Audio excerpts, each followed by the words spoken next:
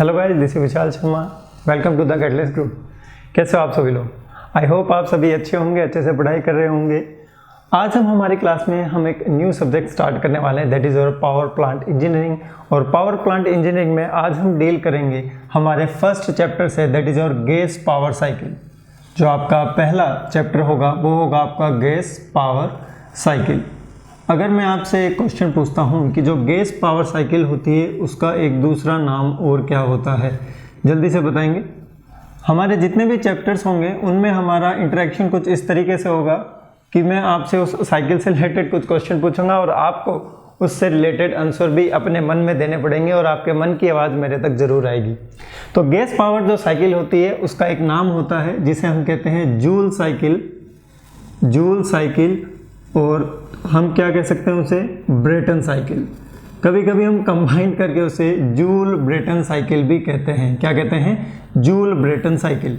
तो जूल किसकी यूनिट होती है? जूल यूनिट होती है एनर्जी की। जूल किसकी यूनिट होती है? एनर्जी की यूनिट होती है। पावर प्लांट इंजीनियरिंग में हम डेवलप करने वाले हैं एनर्जी। क्या डेवलप करने वाले हैं? एनर्जी डेवलप करने वाले हैं। तो देखिए, मैकेनिकल इंजीनियरिंग का ये एक सबसे स्पेशल सब्जेक्ट है। आपको पता होगा कि अगर हमें कोई भी वर्क करना है, अगर हमें कोई भी प्रोसेस करना है, अगर हमें कास्टिंग करनी है, ठीक है, लिक्विड मेटल को प्रोड्यूस करना है, ठीक है, अगर हमें मशीनिंग ऑपरेशन करना है, अगर हमें किसी वन फॉर्म ऑफ एनर्जी को अनदर फॉर्म ऑफ एनर्जी में कन्वर्ट करना है, तो हमें पावर प्लांट इंजीनियरिंग का नॉलेज होना बहुत ही ज़रूरी है। तो पावर प्लांट इंजीनियरिंग, जैसे आपको नाम से ही पता है कि इस सब्जेक्ट में हम पढ़ने वाले हैं कि डिफरेंट साइकिल्स हैं, उनकी हेल्प से हम पावर को, उनकी हेल्प से हम एनर्जी को कैसे प्रोड्यूस कर सकते हैं। अगर बात करते हैं मैकेनिकल इंजीनियरिंग की, तो मैकेनिकल इंजीनियरिंग में एक ऐसा सब्जेक्ट भी होता है जिसमें पावर प्रोड्यूस नहीं की जाती है, जबकि पावर का कंजप्शन किया जाता है, पावर का यूटिलाइजेशन किया जाता है। और उस पावर का कंजप्शन करने से हम क्या करते हैं, लो टेम्परेचर की हीट को हाई टेम्परेचर पर ट्रांसफर कर देते हैं, जो कि नेचुरली पॉसिबल नहीं होता है। Which means without work input we can not transfer the heat from the lower temperature to the higher temperature reservoir. In order to transfer this heat from the lower temperature to the higher temperature reservoir, we need some work input. लेकिन हम यहाँ पर work input के बारे में नहीं पढ़ने वाले, हम सिर्फ यहाँ पर वही साइकिल पढ़ने वाले हैं जहाँ हमें वर्क आउटपुट मिलेगा, जहाँ हमें पावर क्या मिलने वाली है, एज ए आउटपुट मिलने वाली है। तो अगर हम बात करते हैं साइकिल्स की, तो जो आपकी साइकिल्स होती है, थोड़ा सा अपने रिव्यू ले लेते हैं थर्मोडाइनमिक्स का। तो जो साइकिल्स होती है as from the thermodynamics point of view, ये दो पार्ट्स में क्लासीफाई की जाती है। अगर हम बात करते हैं cycles with respect to energy, with respect to energy, ये दो पार्ट्स में क्लासीफाई की जाती है। पहला पार्ट होता है आपका वो साइकिल्स जिनमें आपको वर्क इनपुट देना पड़ता है। क्या देना पड़ता है? वर्क एज ए इनपुट देना पड़ता है। ये जो साइकिल्स होती है इनका काम होता है लो टेम्परेचर से, कहाँ से? लो टेम्परेचर से हाई टेम्परेचर पर हीट को ट्रांसफ़र करना। लो टेम्परेचर से हाई टेम्परेचर पर हीट को ट्रांसफ़र करना। और जो वर्क इनपुट वाली जो साइकिल्स होती है वो साइकिल्स होती है आपकी रेफ्रिजरेशन साइकिल्स। कौन सी साइकिल होती है? Refrigeration cycles. तो ये बेसिक्स चीज़ें हैं जो आपको पता होनी चाहिए। अगर आपने थर्मोडायनेमिक्स को थोड़ा सा भी प्यार से पढ़ा हो तो ये आपको आई होप पता होगा एज ए मैकेनिकल इंजीनियर कि work input cycles are the refrigeration cycles in which heat will be transferred from the lower temperature to the higher temperature. But खुशी की बात यह है कि हम इस पोर्शन पे फोकस करने वाले नहीं हैं, इस वर्टिकल कॉलम पर हम फोकस करने वाले नहीं हैं। हमारा जो मेन फोकस होगा वो होगा हमारा पावर आउटपुट वाली साइकिल्स पर। किस पर? पावर आउटपुट वाली साइकिल पर। तो पावर का ही सब खेल है, हमें एनर्जी चाहिए and we want to produce the energy. और हम एनर्जी को कैसे प्रोड्यूस करेंगे ये हम पढ़ते हैं हमारी पावर प्लांट इंजीनियरिंग में। बेहद ही ईजी सब्जेक्ट है ये। इसमें मिसकंसेप्शन होता है कि इसका सिलेबस थोड़ा बड़ा है, इसमें थ्योरेटिकल क्वेश्चंस ज़्यादा बनते हैं, लेकिन ऐसा नहीं है। अगर आप, जैसे हम यहाँ पर क्लास में पढ़ते जा रहे हैं, साथ ही साथ आप इसको याद करने की कोशिश करेंगे तो आपको ये सब्जेक्ट बहुत ही आसान लगेगा और बहुत ही जल्दी याद हो जाएगा।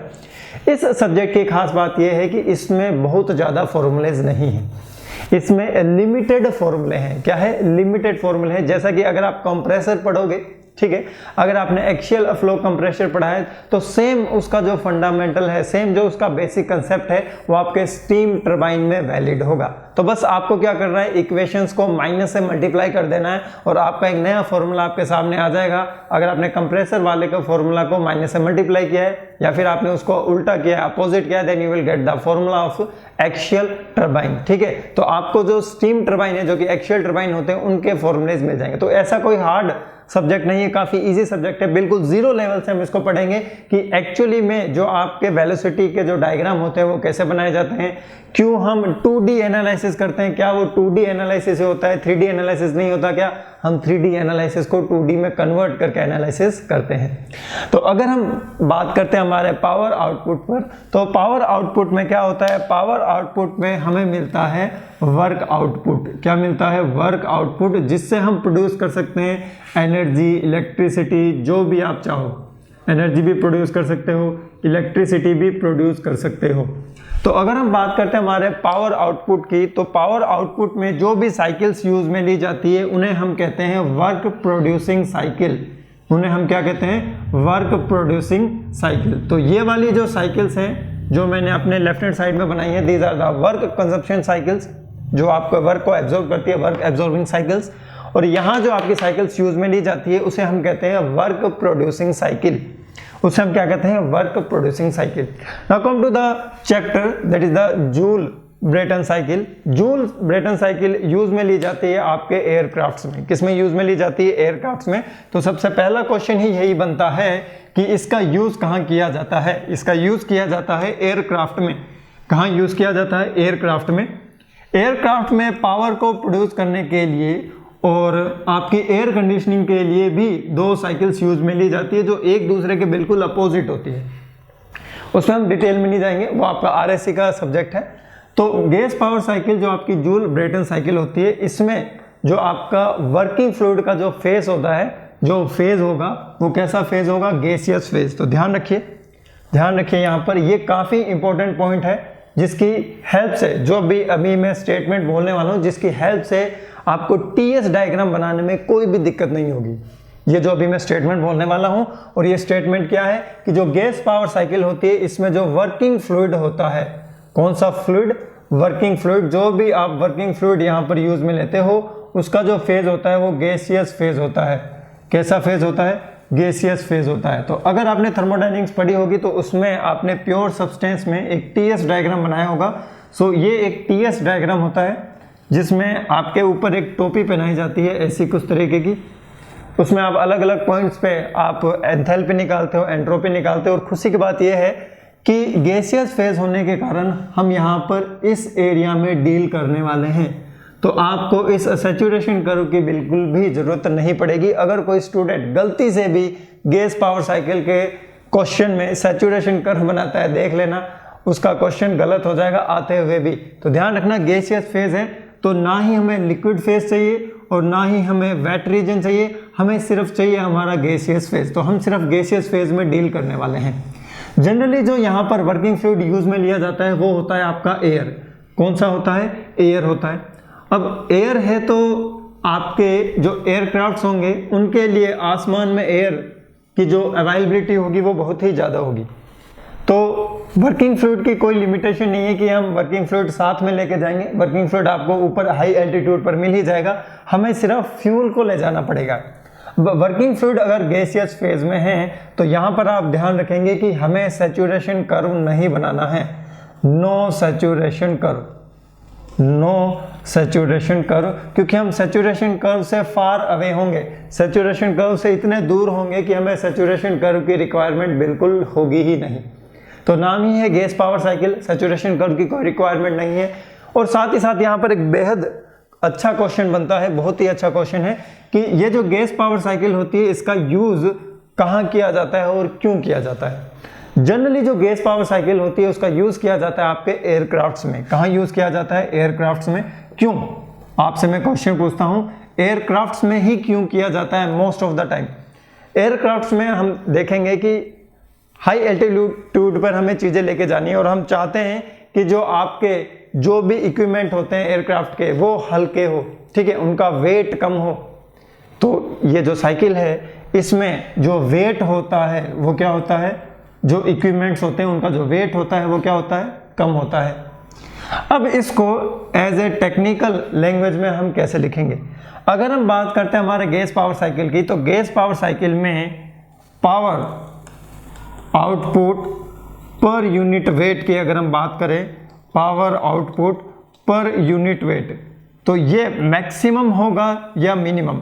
वेट कम होता है, क्या होता है, वेट कम होता है, तो ये वाली वैल्यू क्या होगी, ज़्यादा होगी। मतलब इन गैस पावर साइकिल ध्यान से सुनिएगा, power output per unit weight will be maximum, power output per unit weight will be maximum. अब इसको डिफाइन कैसे करें? सपोज एक सिंपल सा हम एग्जांपल लेते हैं, हमने एक पावर प्लांट की यूनिट लगाई, एक पावर प्लांट में हम यूज में ले रहे हैं रैंकाइन साइकिल और दूसरे पावर प्लांट में हम यूज में ले रहे हैं gas power cycle, that is the Joule Brayton cycle. इसमें क्या होगा, अगर दोनों साइकिल्स में जो इक्विपमेंट्स यूज में लिए जा रहे हैं, जो भी आपका पावर प्लांट है, दोनों पावर प्लांट का जो वेट है वो सेम है। अगर दोनों पावर प्लांट का वेट सेम होगा तो हमें मैक्सिमम पावर आउटपुट मिलने वाला है गैस पावर साइकिल से। क्या मिलने वाला है? गैस पावर साइकिल से। यह चीज आपको समझ में आ गई होगी। और इसी को उल्टा करके एग्जामिनेशन में भी कई बार पूछा जा चुका है कि इसका यूज एयरक्राफ्ट में क्यों किया जाता है, because the weight required to produce per unit power, weight required to produce per unit power. अब बताइए इसमें मैक्सिमम आएगा या मिनिमम? देखिए वेट क्या होता है, कम।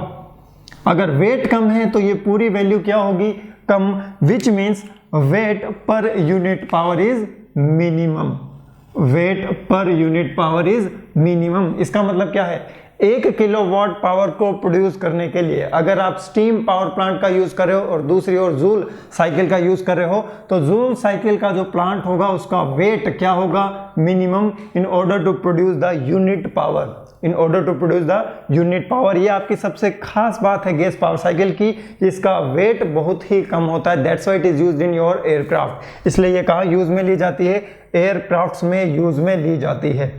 ये जो आपकी गैस पावर साइकिल होती है ये 2 टाइप की होती है। पहली होती है आपकी ओपन साइकिल, पहले क्या होती है आपकी ओपन साइकिल, और नाम से ही है अगर एक ओपन साइकिल है तो दूसरी क्या होगी, दूसरी होगी आपकी क्लोज्ड साइकिल। दूसरी क्या होगी, क्लोज साइकिल। बिल्कुल सिंपल है, ओपन साइकिल मतलब एटमॉस्फेयर से ओपन रिलेशन में है, क्लोज्ड साइकिल एटमॉस्फेयर से डायरेक्टली रिलेशन में नहीं है। इस तरीके से आप इसको याद रख सकते हो। ओपन साइकिल में हर साइकिल में हम फ्रेश वर्किंग फ्लूइड को अंदर लेंगे।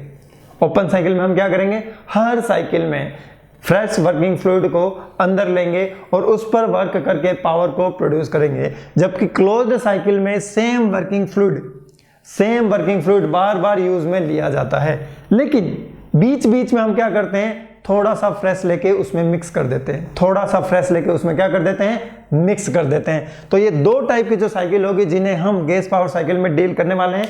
इसमें हम न्यूमेरिकल एनालिसिस भी करने वाले हैं, इसमें हम डिफरेंट मॉडिफिकेशन करके भी देखने वाले हैं कि एफिशिएंसी पर क्या इफेक्ट आता है, और हम 1-2 न्यूमेरिकल भी अच्छे करेंगे जिससे आपका जो न्यूमेरिकल पॉइंट ऑफ व्यू का जो कॉन्सेप्ट है वो भी क्या हो जाएगा, क्लियर हो जाएगा। तो सबसे पहले अब हम डील करने वाले हैं हमारी ओपन साइकिल से। किससे डील करने वाले हैं, ओपन साइकिल से। तो ध्यान रखिएगा ये सबसे ईजी साइकिल है जो आपकी गैस पावर साइकिल है। इसमें बहुत कम कंपोनेंट्स होते हैं, 3 या 4 कंपोनेंट से आपका काम चल जाता है। आपको इसमें ज़्यादा मॉडिफिकेशन भी नहीं करने हैं, और ये भी ध्यान रखना है कि यहाँ पर जो हम चीज़ें पढ़ने वाले हैं ये एक फाउंडेशन होगी आगे आने वाली चीज़ों के लिए। तो इस चैप्टर की जो भी छोटी छोटी चीज़ें मैं आपको बताऊंगा, जो भी मैं आपका एनालिसिस करवाऊंगा कि एफिशिएंसी किसका फंक्शन है, कैसे करने पर एफिशिएंसी इंक्रीज होती है, क्या करने पर एफिशिएंसी डिक्रीज होती है, that will lay down a basic foundation of the subject of the power plant engineering. Now come to the first point of this gas power cycle, that is your open cycle. हम अब deal करने वाले हैं किससे, open cycle से। तो open gas power cycle, topic डालिए मेरे साथ, ओपन गैस पावर साइकिल। जितना ज़्यादा हो सके बोर्ड से लिखने की कोशिश कीजिएगा, ऐसा नहीं है सभी लिख लें, ठीक है, ऐसा भी नहीं है कि हर एक पॉइंट लिखना है। जितना आप लिख सको, जितना ज़्यादा आप लिख सको, जितनी आपकी कैपेबिलिटी है वो सभी चीज़ें आप लिखने की कोशिश कीजिएगा। और ध्यान रखिएगा, जब भी मैं यहाँ पर डायग्राम बनाऊंगा, PV diagram, TS diagram, whatever I will draw the diagram, मेरे साथ बनाने की कोशिश कीजिएगा। तो बात करते हैं ओपन गैस पावर साइकिल की, जो कि आपके जूल ब्रेटन साइकिल पर वर्क करती है। तो उसमें क्या होता है, तो उसमें जो सबसे पहला कंपोनेंट होता है वो होता है आपका कंप्रेशर। वो क्या होता है, आपका कंप्रेशर होता है। तो ये बनाया है मैंने कंप्रेशर, और कंप्रेशर को मैं डिनोट करता हूँ सी से। किससे डिनोट करता हूँ, सी से। कंप्रेशर का काम क्या होता है, ये आप टर्बो मशीनरी में पढ़ेंगे आगे इसी में गैस पावर साइकिल में, कि कंप्रेशर आपकी एक टर्बो मशीनरी होती है, रोटोडायनेमिक मशीन होती है, जिसका काम होता है डेंसिटी को इंक्रीज करना। किसको इंक्रीज करना, डेंसिटी को इंक्रीज करना। तो डोंट वरी अबाउट दैट कि कंप्रेशर के अंदर क्या होता है, उसमें हम नहीं जानने वाले हैं कि डेंसिटी कैसे इंक्रीज होती है। आपको सिर्फ यहाँ पर यही पता लगाना है कि डेंसिटी और प्रेशर दोनों ही क्या हो रहे हैं, इंक्रीज हो रहे हैं। कैसे हो रहे हैं वो हम आगे आने वाले चैप्टर्स में डील करेंगे, ठीक है। So this is the compressor whose function is to increase the pressure. Compressor के बाद यहाँ पर एक अति महत्वपूर्ण मोस्ट इंपॉर्टेंट कंपोनेंट होता है, उसे हम कहते हैं कंबशन चेम्बर। उसे हम क्या कहते हैं, combustion chamber. So this is the CC. Combustion नाम से ही पता है, कंबशन होगा, कुछ ना कुछ जलेगा, और कोई जलेगा तो कुछ ना कुछ गर्म होगा ही होगा। तो this is the compressor, this is the combustion chamber. और यहाँ पर होता है आपके turbine. So what is this, this is the turbine. ये क्या है, आपके टरबाइन है। और टरबाइन का आपको पता चल गया होगा कि यूज क्यों किया जाता है। टरबाइन का यूज किया जाता है in order to produce the mechanical power. क्या प्रोड्यूस करने के लिए, मैकेनिकल पावर को प्रोड्यूस करने के लिए। और टरबाइन को मैं किसे डिनोट करूंगा, टरबाइन को मैं डिनोट करूंगा टी से। तो यहां तक कोई प्रॉब्लम नहीं सर, कोई प्रॉब्लम वाली बात नहीं है। अगर हम बात करते हैं हमारे ओपन पावर साइकिल की, तो ओपन पावर साइकिल में क्या होगा, ओपन पावर साइकिल में यहां से आपका फ्रेश वर्किंग फ्लूइड आपके कंप्रेशर के अंदर एंटर होगा। So this is the point 1। ये क्या है, आपका पॉइंट 1 है। अब देखिए इसका मुंह ही ऐसा मैंने क्यों बनाया, देखो ऐसे। इसका कंप्रेशर का जो हमने डायग्राम बनाया वो ऐसा बनाया है, और टरबाइन का हमने ऐसा बनाया है, ठीक है। इसका हमने क्या बनाया, कन्वर्जिंग। इसका हमने क्या बनाया, डाइवर्जिंग। कन्वर्जिंग का मतलब होता है कंप्रेशन, डाइवर्जिंग का मतलब क्या होता है, एक्सपेंशन होता है, ठीक है। तो थोड़े बहुत लॉजिक आप भी लगाइए और सोचने की कोशिश कीजिए ऐसा ही डायग्राम क्यों बनाया जाता है, गूगल कीजिएगा फिर आपको पता चलेगा। तो यहाँ से 1 नंबर पर आपका जो वर्किंग फ्लूइड है वो यहाँ पर कंप्रेशर में एंटर होता है। तो मैं यहाँ पर वर्किंग फ्लूइड बता रहा हूँ, ठीक है। यहाँ पर मैं नाम नहीं लूंगा, एयर एंटर हो रही है, कौन एंटर हो रहा है। तो यहाँ से प्रेशर इंक्रीज होने के बाद वो बाहर निकलता है और कंबशन चैम्बर के अंदर जाता है। So this is the point 2, this is the point 2, ठीक है। ध्यान रखिए, कंप्रेशर से निकलने के बाद पॉइंट 2 और कंबशन चैम्बर में पहुंचने से पहले भी क्या रहेगा, पॉइंट 2। कंबशन चैम्बर में क्या होगा, कंबशन चैम्बर में हम फ्यूल की बर्निंग करेंगे and that heat will be transfer to the high pressurized working fluid. अब उस हाई प्रेशराइज्ड वर्किंग फ्लूइड के पास हीट भी है, प्रेशर एनर्जी भी है। अब उस हाई प्रेशराइज्ड और हाई हीट वाले वर्किंग फ्लूइड को हम ट्रांसफर कर देंगे हमारे टरबाइन में। तो ये किसके अंदर जाएगा, टरबाइन के अंदर जाएगा। तो यहाँ से ये निकलेगा 3rd नंबर पॉइंट पर, और it will be enter into the turbine at the 3rd number point. तो उसके बाद उसका टरबाइन में क्या होगा, expansion. So this will be the 4th number point, और वो एटमॉस्फेयर में रिजेक्ट हो जाएगा। तो मतलब हमने एटमॉस्फेयर से ही लिया और एटमॉस्फेयर में ही रिजेक्ट कर दिया, इजेक्ट कर दिया। तो उस साइकिल को हम क्या कहते हैं, गैस पावर साइकिल कहते हैं। क्या कहते हैं, गैस पावर साइकिल। अब देखिए कंप्रेशर में क्या होता है, कंप्रेशर में हम वर्क इनपुट देते हैं। ध्यान रखिएगा, हम यहाँ क्या देते हैं, work input, because compressor is a power absorbing device. Combustion chamber में क्या होगा, कंबशन चैम्बर में हमारा जाएगा फ्यूल। तो हम कहते हैं हमने यहाँ पर फ्यूल का कुछ ना कुछ मास एंटर करवाया है। So that is the m.f, that is the m.f, that is the mass flow rate of the fuel. Turbine में क्या होगा, टरबाइन में कुछ नहीं होगा, बहुत अच्छी बातें होगी। यहाँ से हमें मिलेगा हमारा वर्क आउटपुट। यहाँ से हमें क्या मिलेगा, हमारा वर्क आउटपुट मिलेगा। तो देखिए क्या हो रहा है, यहाँ पर आपका मास ऑफ एयर एंटर हो रहा है, यहाँ पर आपका मास ऑफ एयर बाहर निकल रहा है, यहाँ पर आपका मास ऑफ एयर एंटर हो रहा है। लेकिन 3rd नंबर पॉइंट पर कौन निकलेगा, 3rd नंबर पॉइंट पर 2 निकलेंगे। एक तो निकलेगा मास ऑफ एयर और एक निकलेगा आपका मास ऑफ फ्यूल। ये कुछ छोटी छोटी चीज़ें हैं जो आपको पता होनी चाहिए। यहाँ से भी सेम चीज़ें निकल जाएगी, मास of air plus mass of fuel. अगर हम इन दोनों का कंपैरिजन करें तो एयर का मास बहुत ही ज़्यादा होता है। एयर का मास क्या होता है? बहुत ही ज़्यादा। जो एयर फ्यूल रेशियो होता है उसकी वैल्यू बहुत ज़्यादा होती है आपके ओपन गैस पावर साइकिल में, same as in the closed cycle also.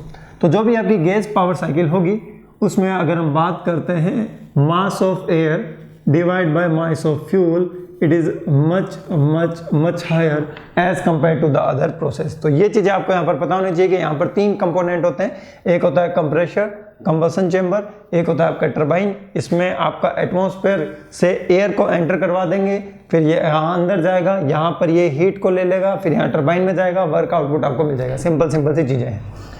अब इसके बाद हम नेक्स्ट पॉइंट में डील करने वाले हैं कि यहाँ पर क्या क्या कंपोनेंट है, जो मैं ऑलरेडी आपको एक्सप्लेन कर चुका हूँ। What are this components? These components are the compressor. क्या कंपोनेंट है? कंप्रेशर है। उसके बाद क्या है आपका कंबशन चेंबर। उसके बाद क्या आपका कंबशन चेंबर है। और थर्ड जो आपका कंपोनेंट है वो है आपका टरबाइन। थर्ड कंपोनेंट क्या है? आपका टरबाइन है। ठीक है, तो देखिए जहाँ पर हम कंप्रेशर यूज में ले रहे हैं, तो जहाँ भी हम कंप्रेशर यूज में लेते हैं तो सिग्निफिकेंटली आप जो पावर प्रोड्यूस कर रहे हो उसका बहुत बड़ा part as a work input use में लिया जाता है। मतलब सपोज आपका टरबाइन 100 किलोवाट को पावर को प्रोड्यूस करेगा, तो आपका जो कंप्रेशर होगा वो उसकी 40 to 50% पावर को खुद ही कंज्यूम कर लेगा। सपोज ये आपका 100 किलोवाट पावर को प्रोड्यूस कर रहा है, तो कंप्रेशर को भी तो वर्क इनपुट चाहिए। ये वर्क इनपुट कहाँ से लाओगे? ये वर्क इनपुट यहीं से तो लाओगे। तो इसका ऑलमोस्ट अगर ये प्रोड्यूस कर रहा है 100, तो इसका तो 60 काम आ जाएगा, लेकिन 40% पार्ट जो होगा आपका कंप्रेशर कंज्यूम कर लेगा in order to increase the pressure, in order to increase the density. तो मतलब यहाँ पर जो आपका बैकवर्स रेशियो होता है, ठीक है, चलो बैकवर्क रेशियो की हम बाद में बात करेंगे, that is a new term. तो यहाँ पर जो आपका कंप्रेशर होगा वो बहुत ही ज़्यादा पावर को कंज्यूम करेंगे। It is very important point from the power point of the view. क्यों? क्योंकि हम चाहते हैं कि जो हमारी पावर प्रोड्यूस हो रही है वो ज़्यादा से ज़्यादा पावर प्रोड्यूस हो। So these are the 3 components of the open gas power cycle. After that we are going to study the assumptions which are used in your analysis of the gas power cycle। और ये assumptions क्या है? ये बिल्कुल ही easy assumption है, ठीक है। तो किसी भी चीज़ का अगर हमें एनालिसिस करना हो, काफ़ी टिपिकल एनालिसिस है, तो हम बहुत सारी assumptions को assume कर लेते हैं, और जो भी टिपिकल चीज़ें होती है उन्हें हम क्या कर देते हैं? दूर कर देते हैं, और बिल्कुल सिंपल वे में एनालिसिस करते हुए इसकी एफिशिएंसी का फॉर्मूला फाइंड आउट करने की कोशिश करेंगे। तो हमें पता होना चाहिए कि इसमें जो हम एनालिसिस करने वाले हैं गैस पावर साइकिल का, उसकी एजम्पशंस क्या क्या होती है। तो पहले एजम्पशंस देखते हैं, पहले एजम्पशंस देखेंगे, फिर उसके बाद हम पीवीटीएस डायग्राम की बात करेंगे। तो नेक्स्ट पॉइंट डालिए एजम्पशंस। नेक्स्ट पॉइंट है एजम्पशंस। तो आप सोच रहे होंगे सर एजम्पशंस पढ़ा रहे हैं तो बहुत हल्की चीज़ होती है, इसको कभी हल्के में नहीं लेना चाहिए। जब भी आप एग्जाम को डील करोगे, जब भी आपके सामने क्वेश्चन आएगा, तो एजम्पशंस काफ़ी इंपॉर्टेंट रोल प्ले करती है।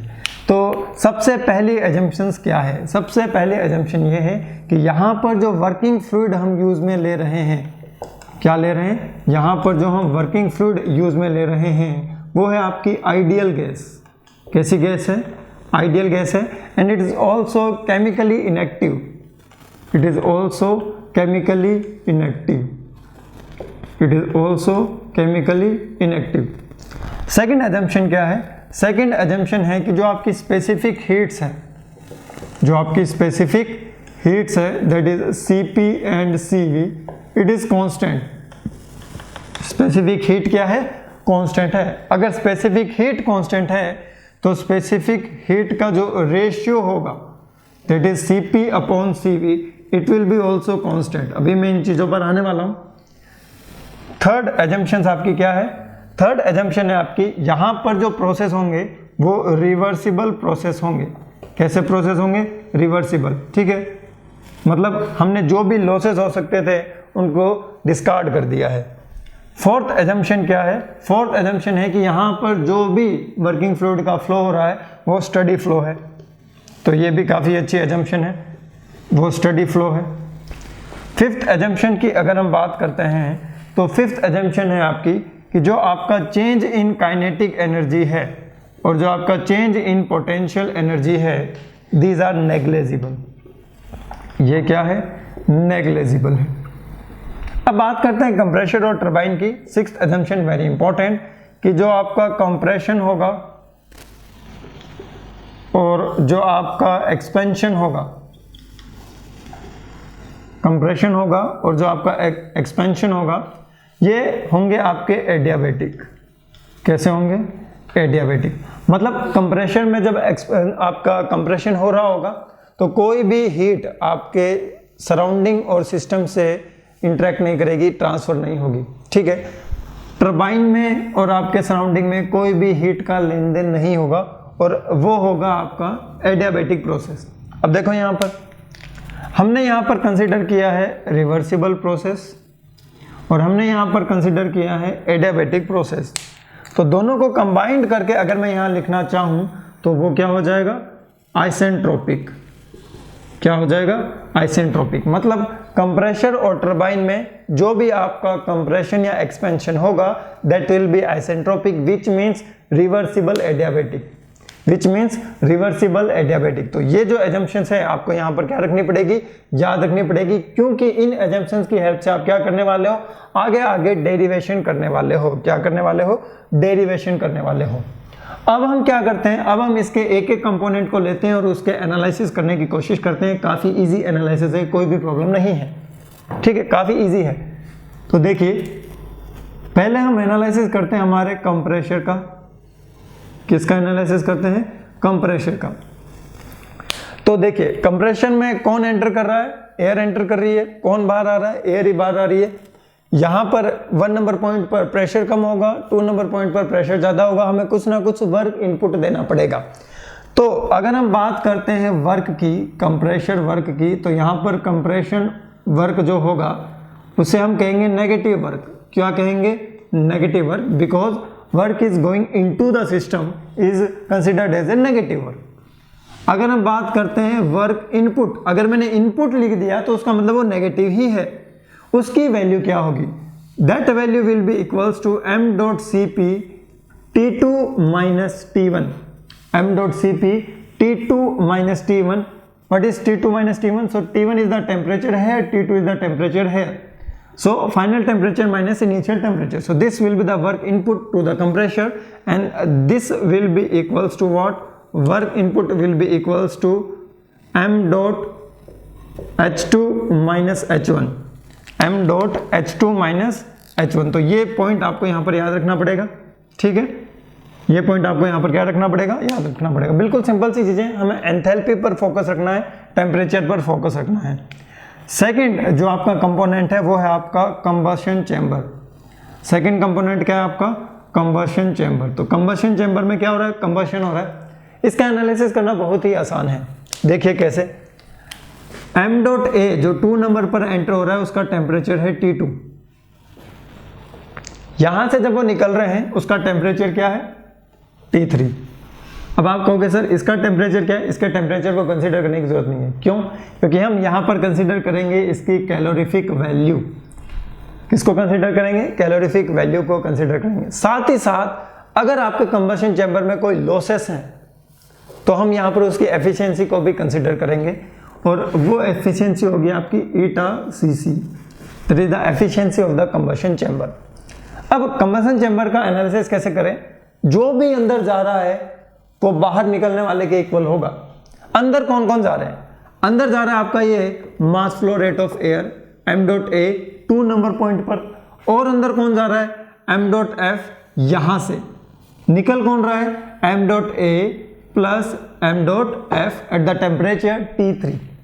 हमने एक एजम्पशन यहां पर कंसिडर की है, और वो एजम्पशन क्या है कि जो आपकी CP/Cv है वो कांस्टेंट है। लेकिन ध्यान रखना माय डियर फ्रेंड्स कि यहाँ पर टेम्परेचर इतना ज़्यादा होता है आपके 2 नंबर पॉइंट पर, 3 नंबर पॉइंट पर, आपका जो वर्किंग फ्लूइड होगा उसकी CP/Cv कांस्टेंट नहीं रह सकती है, उसकी CP/Cv कांस्टेंट नहीं रह सकती है। Still we are assuming that Cp and Cv of the working fluid will remain constant. So this is the assumption, this is the benefit of the assumption कि हमें यहाँ पर अलग Cp कैलकुलेट नहीं करनी पड़ेगी, हमें यहाँ पर अलग Cp कैलकुलेट नहीं करनी पड़ेगी। तो एक ये एडवांटेज है। दूसरा एडवांटेज क्या हमने ये कंसिडर किया है कि जो आपका चेंज इन काइनेटिक एनर्जी है, चेंज इन पोटेंशियल एनर्जी है, दीज आर द नेग्लिजिबल। बहुत ही अच्छा बेनिफिट है। पोटेंशियल एनर्जी में चेंज लाने के लिए, अप्रिशिएबल चेंज लाने के लिए बहुत ज़्यादा डिफरेंस होना चाहिए, लेकिन ये तो आमने सामने ही है, ऑलमोस्ट आमने सामने ही है, तो इसमें चेंज बिल्कुल नेग्लेजिबल है। काइनेटिक एनर्जी चेंज का मतलब क्या है कि यहाँ पर जो वेलोसिटी है और यहाँ पर जो वेलोसिटी है वो ऑलमोस्ट सेम है। अगर जब वो ऑलमोस्ट सेम होगी तो उनमें चेंज भी क्या होगा, नेग्लेजिबल होगा। लेकिन एक्चुअल में ऐसा नहीं होता, जैसा कि मैंने आपको बताया कि सीपीसी भी चेंज होगा और साथ ही साथ आपका जो चेंज इन काइनेटिक एनर्जी है वो भी नेग्लेजिबल नहीं होगा in the actual condition. But हम यहाँ पर हम एजम्पशंस को फॉलो करेंगे। किसको फॉलो करने वाले हैं? एजम्पशंस को। देखो अंदर कौन जा रहा है, अंदर कौन जा रहा है आपका m dot a Cp A, air की Cp लेंगे किस टेम्परेचर पर, T2 टेम्परेचर पर। और अंदर कौन जा रहा है, और अंदर जा रहा है आपके m dot F multiply with Cv multiply with eta Cc। बाहर कौन आ रहा है, देखो बाहर कौन आ रहा है आपके m dot A plus m dot F multiply with Cp। और किस टेम्परेचर पर आ रहे हैं, T3 टेम्परेचर पर आ रहे हैं। तो जब भी आप कभी कहीं कंफ्यूजन होते हो तो वहां थर्मोडायनेमिक्स लगा दो, अंदर जो जा रहा है उतने ही बाहर निकलेंगे। यहाँ पर मास कंजर्वेशन नहीं हो रहा है, यहाँ पर एनर्जी का कंजर्वेशन नहीं हो रहा है, स्टडी फ्लो प्रोसेस है। कैसा प्रोसेस है? Steady flow process. देखो एजम्पशन यूज में आ चुकी है, स्टडी फ्लो प्रोसेस। जो अंदर जा रहे हैं वही कौन कहाँ निकल रहे हैं, बाहर निकल रहे हैं।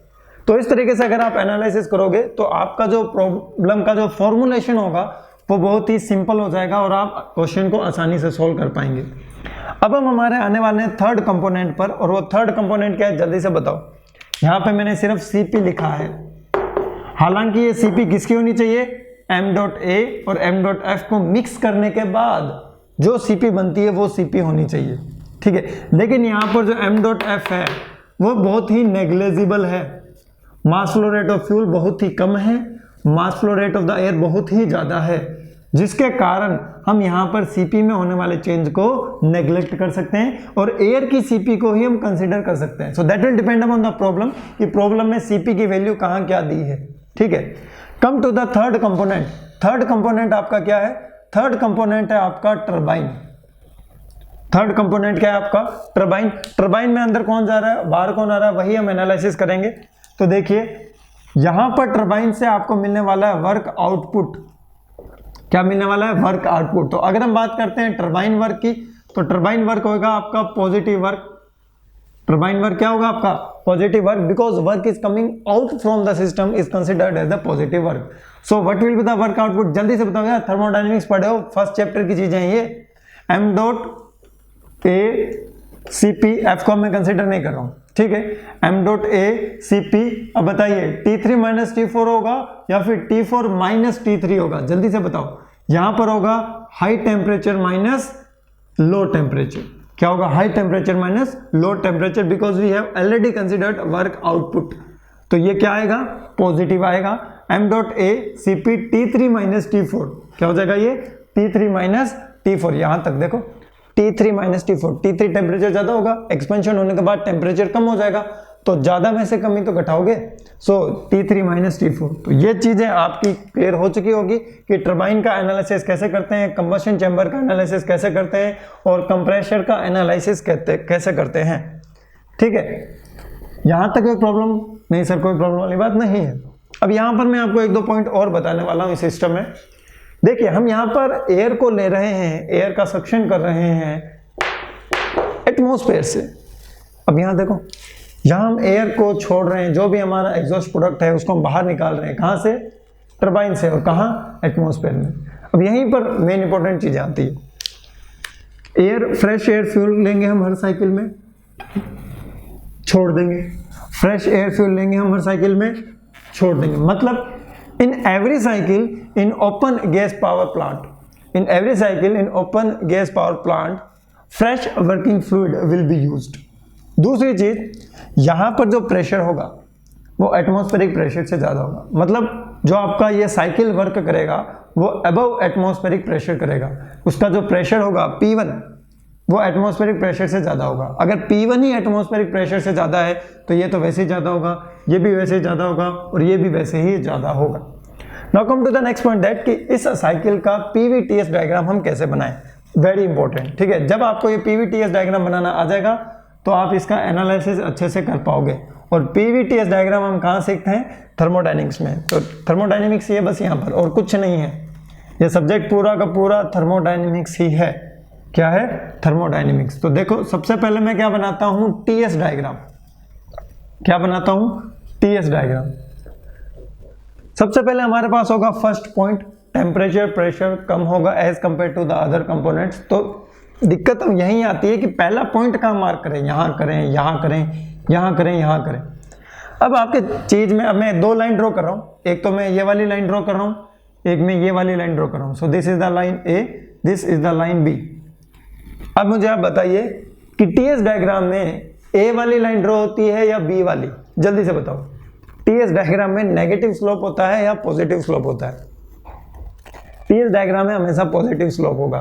तो कभी भी ऐसा डायग्राम मत बनाना जिसमें ये A वाली लाइन हो, ठीक है, जिसमें ये A वाली लाइन हो। तो आपने देखा होगा ना slope, dt upon ds at constant volume will be equals to T upon CV, dt upon ds at constant pressure equals to T upon CP। तो कहीं पॉजिटिव है, कहीं नेगेटिव है? सर पॉजिटिव ही पॉजिटिव है। तो जब पॉजिटिव ही positive है तो उसका नेगेटिव स्लोप मत बनाइएगा, उसका नेगेटिव स्लोप आपको नहीं बनाना है। तो पहली गलती आप यहां कर सकते हो, जो कि अब कभी नहीं होगी। अब मैं बात करता हूं PV डायग्राम की। तो देखो, dP upon dV is equals to K times of minus P divide by V। ऐसा फॉर्मूला आप देखते हो थर्मोडायनेमिक्स में, नेगेटिव। तो नेगेटिव स्लोप उस फॉर्मूले में ही है। तो थोड़ा सा ध्यान से पढ़ोगे ना, सब चीजें क्लियर होंगी। बस थोड़ा सा ध्यान से ही पढ़ना है हमें। अब देखो, अब क्या हो रहा है? अब हमें फर्स्ट नंबर पॉइंट ढूंढना है। So this is the first number point. So this is the one. So this is the one. यहां पर क्या हो रहा है? कंप्रेशन हो रहा है। और कैसा कंप्रेशन हो रहा है? आपका आइसेंट्रोपिक कंप्रेशन हो रहा है 2 नंबर पॉइंट तक। So this is the S1 which is equals to S2 and this is equals to T1 and this is equals to T2। यहां तक कोई प्रॉब्लम? कोई प्रॉब्लम नहीं है। TS डायग्राम में जो आपकी कांस्टेंट प्रेशर लाइंस होती है वो कुछ इस तरीके की नजर आती है। TS डायग्राम में जो कांस्टेंट प्रेशर लाइंस होती है वो कुछ इस तरीके की नजर आती है। देखिए ध्यान से, इस तरीके की डाइवर्जिंग नेचर की होती है। किस नेचर की? डाइवर्जिंग नेचर की। क्लियर है? अब देखो, 1 से 2 में क्या हो रहा है? कंप्रेशन। 2 से 3 में क्या हो रहा है? Heat addition. तो कहीं भी अगर हीट एक्सचेंज हो रहा है, हीट का एडिशन हो रहा है, चाहे वो बॉयलर हो, चाहे वो कंडेंसर हो, ठीक है, चाहे वो इवेपोरेटर हो, चाहे वो आपका कंबसन चैम्बर हो, चाहे वो आपका हीट एक्सचेंजर हो, कहीं भी अगर हीट का एक्सचेंज हो रहा है वो हमेशा कांस्टेंट प्रेशर पर होगा। कहां होगा? कांस्टेंट प्रेशर पर। तो 2 to 3 होगा आपका constant pressure heat addition in combustion chamber. और टेम्परेचर बहुत ज़्यादा इंक्रीज हो जाएगा, टेम्परेचर बहुत ज़्यादा इंक्रीज हो जाएगा और आप पहुंच जाओगे T3 पर। किस पर पहुंच जाओगे? T3 पर। तो T3 यहाँ लिख दिया है मैंने, और ये आपका T एक्सिस है। So this is the point 3 और आप पहुंच गए 2 से 3। 2 से 3 आपने क्या किया? कांस्टेंट प्रेशर पर हीट का एडिशन किया है। तो pressure will remain constant, pressure will remain constant. तो प्रेशर कांस्टेंट है, हीट का एडिशन हो रहा है, तो टेम्परेचर इंक्रीज होगा। टेम्परेचर क्या होगा? इंक्रीज होगा। 3 के बाद क्या है? 4। 3 से 4 क्या है? देखो उधर टरबाइन। तो टरबाइन में क्या होगा? एक्सपेंशन। एक्सपेंशन होगा तो टेम्परेचर डिक्रीज होगा, तो टेम्परेचर ये डिक्रीज हो गया। सो this is the 4th number point. यहां क्या हो रहा है? Adiabatic expansion. तो देखो 1 to 2 में क्या हुआ? 1 to 2 में हुआ work input PV gamma is equals to constant. 2 to 3 में क्या हुआ? हीट का एडिशन, हीट की सप्लाई। 3 to 4 में क्या हुआ? 3 to 4 में हुआ आपका वर्क आउटपुट, और जो फॉलो कर रहा है वो कौन सा लॉ फॉलो हो रहा है? PV gamma is equals to constant, मतलब एडियाबैटिक एक्सपेंशन। तो इस तरीके से आपका डायग्राम बनेगा। अब कुछ स्टूडेंट्स के मन में कंफ्यूजन आ रहा होगा, सर ये 4 को 1 से तो जोड़ा नहीं, और जब तक इनिशियल और फाइनल स्टेट सेम नहीं होती उसको हम साइकिल नहीं कहते हैं। तो ऐसे कंफ्यूजन दिमाग में नहीं आने चाहिए, क्योंकि मैंने पहले ही बता दिया है, एटमॉस्फेयर से ही लेंगे, एटमॉस्फेयर से ही देंगे, तो ये पूरा सिंक ही है, ये पूरा क्या है, सिंक ही है, तो जोड़ो या ना जोड़ो कोई फर्क नहीं पड़ता है। So this is your TS diagram. ये आपका क्या है, टीएस डायग्राम। जल्दी से इस टीएस डायग्राम को बनाओ और वीडियो पॉज करके मुझे पीवी डायग्राम बताओ कि इसका पीवी डायग्राम आपको कैसे नजर आएगा। जल्दी से पीवी डायग्राम भी बनाओ और देखो कि पीवी डायग्राम नजर कैसा आएगा। Now come to the next point, that is the PV diagram of this cycle. So this is the P and this is the V. Now again I am asking the same question. Again I am asking the same question कि यहाँ पर कौन सी line आएगी। तो ऐसा ये A है और ये है B। यहाँ तो आप कॉमन सेंस में लगा सकते हो कि सर प्रेशर इंक्रीज करेंगे तो वॉल्यूम तो डिक्रीज ही होगा।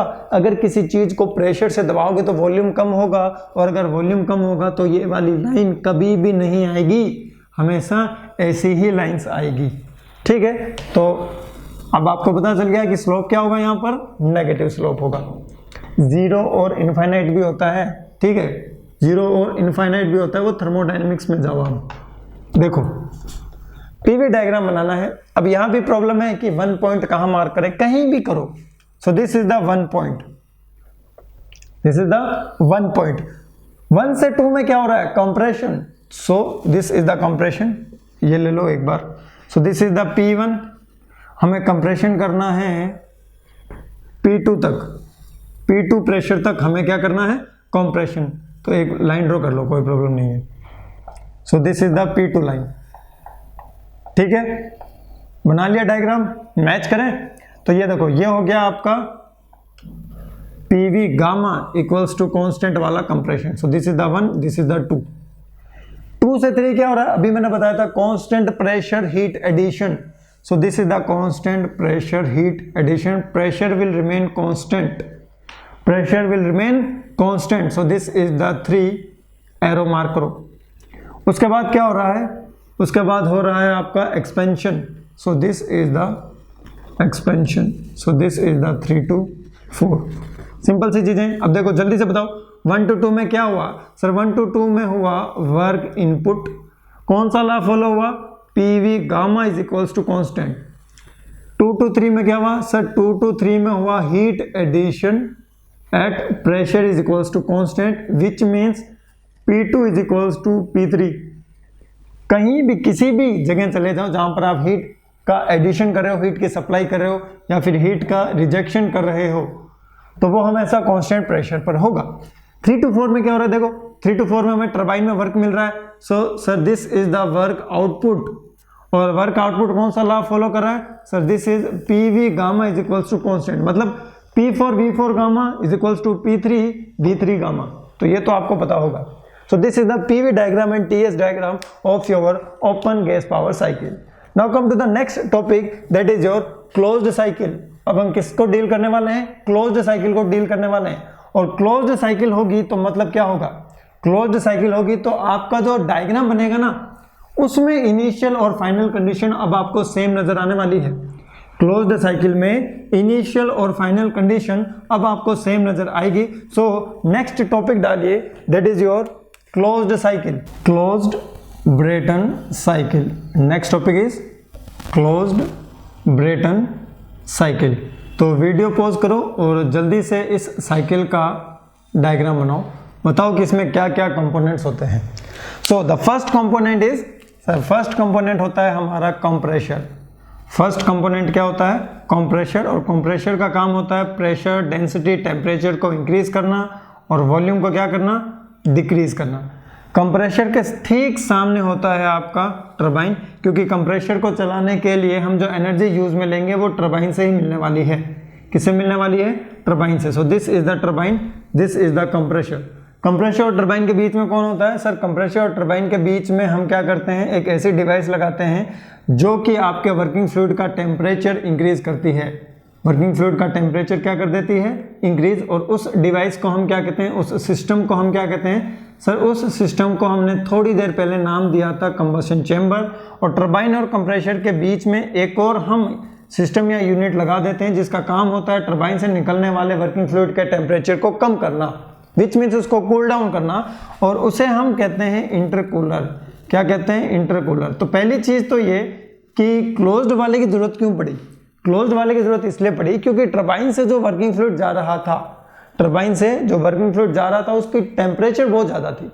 तो जितनी ज़्यादा टेम्परेचर आप अंदर भेजोगे यहाँ पे इन्वायरमेंट में, वो तो लॉस होगा ना, क्योंकि यहाँ आप टेम्परेचर इंक्रीज कर रहे हो फ्यूल को जला के, और यहाँ आप हाई टेम्परेचर वाले वर्किंग फ्लूइड को रिजेक्ट कर रहे हो, सो दैट विल बी लॉस।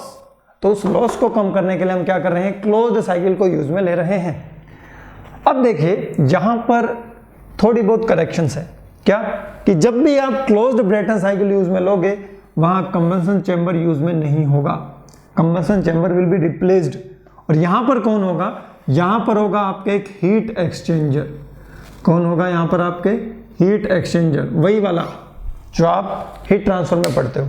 अब देखो क्या होगा, कंप्रेशर में एंटर होगा आपका वर्किंग फ्लूइड 1 नंबर पॉइंट पर, यहां से ये 2 नंबर पॉइंट पर हीट एक्सचेंजर में जाएगा, हीट एक्सचेंजर से आपका ये टरबाइन में आएगा, सो this is the 3 number point. Turbine से आपका ये इंटरकूलर में आएगा 4th नंबर पॉइंट, और इंटरकूलर से वापस ये किस में चला जाएगा, कंप्रेशर में चला जाएगा 1 नंबर पॉइंट। तो इस तरीके से आपकी साइकिल वर्क करेगी। अब होगा क्या, देखिए हीट एक्सचेंजर है तो कुछ ना कुछ हीट का एक्सचेंज होगा, और हीट का एक्सचेंज करने के लिए हम वर्किंग फ्लूइड का यूज करेंगे। मतलब जो भी आपका कंबशन चेंबर होगा वो हीट एक्सचेंजर में नहीं होगा, कहीं और होगा, वहां से हीट को हम लेके आएंगे, इसके अंदर डालेंगे, कहीं और से हम फ्यूल को जलाकर हीट को लाएंगे और यहां पर डालेंगे। यहां पर आपका क्या होगा, मास ऑफ फ्यूल आपके मास ऑफ एयर से मिक्स नहीं होगा, यहां पर कोई भी मिक्सिंग नहीं होगी आपके वर्किंग फ्लूइड की और फ्यूल की। पिछले वाले में हो रही थी m.a प्लस m.f, लेकिन यहां नहीं होगी, यहां सिर्फ m.a ही चलेगा। अब देखो क्या होगा, बिल्कुल सिंपल सा एनालिसिस है पिछले वाला ही। यहां पर हम क्या देंगे, यहां पर सर हम देंगे वर्क इनपुट, यहां हम क्या करेंगे सर, यहां हम देंगे हीट को सप्लाइड। टरबाइन से हमें क्या मिलेगा सर, टरबाइन से हमें मिलेगा वर्क आउटपुट, टरबाइन से हमें क्या मिलेगा, वर्क आउटपुट। इंटरकूलर का काम क्या होगा सर, टरबाइन से गरम गरम निकलने वाले वर्किंग फ्लूइड का टेम्परेचर कम करना, और टेम्परेचर कम करना मतलब हीट को रिजेक्ट करना, टेम्परेचर कम करना मतलब हीट को रिजेक्ट करना। यहां पर क्या होगा, कंबशन चेंबर नहीं होगा, कंबशन चेंबर नहीं होगा तो कंबशन चेंबर कहीं और होगा, और कहीं और से हम हीट को लेके आएंगे और आपके हीट एक्सचेंजर में देंगे। अब यहाँ क्या होगा, यहाँ 2 वर्किंग फ्लूइड होंगे। देखो अगर कईयों को समझ नहीं आता ना तो यहाँ कुछ ऐसा सिस्टम होगा लाइक दैट, यहाँ से कोई वर्किंग फ्लूइड आएगा, इसके अंदर से होते हुए निकलेगा, तो जब वो इसके अंदर से होते हुए निकल रहा होगा तो ये वाला वर्किंग फ्लूइड उस हीट को गेन कर लेगा, हीट एक्सचेंजर, जहाँ पर 2 वर्किंग फ्लूइड्स के बीच में at a constant pressure heat का क्या होता है, ट्रांसफर, हीट का एक्सचेंज। इंटरकूलर भी क्या है, एक तरीके का हीट एक्सचेंजर है, यहां पर भी कांस्टेंट प्रेशर पर ही हीट का क्या होगा, रिजेक्शन। अब देखो क्या क्या चेंजेस आए हैं। पहला चेंज क्या आया है, पहला चेंज आया है कि जो आपका कंबशन चेंबर था उसको हमने हटा दिया। अब हम यहाँ पर कंबशन चेंबर यूज में नहीं लेंगे, कंबशन चेंबर की जगह हम यहाँ पर यूज में लेने वाले हैं हमारा हीट एक्सचेंजर। किसको यूज में लेने वाले हैं, हीट एक्सचेंजर को हम यूज में लेने वाले हैं। मतलब आपका वर्किंग फ्लूइड और फ्यूल का कोई कांटेक्ट नहीं है। अगर वर्किंग फ्लूइड और फ्यूल का कोई भी कांटेक्ट नहीं है, हम लो क्वालिटी फ्यूल भी यूज कर सकते हैं। क्यों, क्योंकि लो क्वालिटी का फ्यूल टरबाइन के कांटेक्ट में आएगा ही नहीं, और जब वो टरबाइन के कांटेक्ट में नहीं आएगा टरबाइन खराब ही नहीं होगा, टरबाइन खराब नहीं होगा, कंप्रेसर खराब नहीं होगा, इंटरकूलर खराब नहीं होगा। मतलब जैसे ही हमने हीट एक्सचेंजर का यूज किया, हमारे फ्यूल को हमने अलग करके जलाया, तो आपका यहाँ पर कोई भी मिक्सिंग नहीं था। कोई भी मिक्सिंग ना होने के कारण यहाँ पर हम क्या कर सकते हैं, लो क्वालिटी फ्यूल यूज कर सकते हैं। लो क्वालिटी फ्यूल क्यों यूज कर सकते हैं, क्योंकि combustion chamber is replaced by the heat exchanger, that's why fuel doesn't mix with working fluid, working fluid के साथ मिक्स नहीं होता। अगर वो वर्किंग फ्लूइड के साथ मिक्स नहीं हो रहा है, देन लो क्वालिटी फ्यूल, सस्ता fuel can be used, low quality fuel can be used, inferior quality fuel can be used because there will be no mixing of the fuel and the working fluid। तो हमारे turbine की blade को कोई भी नुकसान नहीं है। साथ ही साथ यहाँ पर क्या हो रहा है, हम इंटरकूलर का यूज कर रहे हैं। क्या यूज कर रहे हैं, इंटरकूलर का। इंटरकूलर का यूज करने से क्या होगा, टरबाइन से निकलने वाले वर्किंग फ्लूइड का टेम्परेचर कम होगा, so that we can easily transfer this working fluid to the compressor. ध्यान रखना, कंप्रेसर में अगर ज्यादा टेम्परेचर का वर्किंग फ्लूइड जाएगा, कंप्रेसर वर्क इंक्रीज हो जाएगा। कंप्रेसर तब अच्छे से वर्क करता है जब वर्किंग फ्लूइड बहुत ही ठंडा हो, चिल हो, जिसका इनलेट टेम्परेचर बहुत कम हो। आपने ये सुना होगा कि the work input to the compressor is the function of the inlet temperature. ये भी हम पढ़ने वाले हैं कि work input to the compressor is the function of the inlet temperature of the working fluid to the compressor. मतलब compressor को कितना वर्क देना है ये डिपेंड करता है कि एक नंबर पर जो वर्किंग फ्लूइड है उसका टेम्परेचर क्या है। जितना कम टेम्परेचर होगा उतना कम वर्क इनपुट होगा टू द कंप्रेसर, और जितना कम वर्क इनपुट होगा उतना ज्यादा नेट वर्क होगा। कंप्रेसर वर्क को घटा दोगे तो नेटवर्क बढ़ जाएगा। What do you mean by net work? Net work क्या होता है? Net work is equals to WT minus WC। WT minus WC, ये बना रहा था, ये खा रहा था, खाने वाला हमने कम कर दिया तो नेटवर्क तो बढ़ जाएगा ना। कमाई आ रही थी, खर्च करने वाले कम हो गए तो हमारे पास सेविंग्स क्या हो जाएगी, बढ़ जाएगी। तो कंप्रेसर वर्क को कम करने का एक ही तरीका है, इस 1 नंबर वाले वर्किंग फ्लूइड के टेम्परेचर को कम कर दो। 1 नंबर वाले वर्किंग फ्लूइड के टेम्परेचर को क्या कर दो, कम कर दो। यहां तक कोई प्रॉब्लम नहीं सर, कोई प्रॉब्लम नहीं है। अब यहां तक अगर कोई प्रॉब्लम नहीं है तो आगे बिल्कुल भी नहीं आएगी, क्योंकि सिंपल सा इसका एनालिसिस है और उस एनालिसिस में हम क्या करने वाले हैं, उस एनालिसिस में हम इसकी एफिशिएंसी का फॉर्मूला ड्राइव करने वाले हैं। तो मिलते हैं हम हमारी नेक्स्ट क्लास में, तब तक के लिए bye bye, take care, best of luck.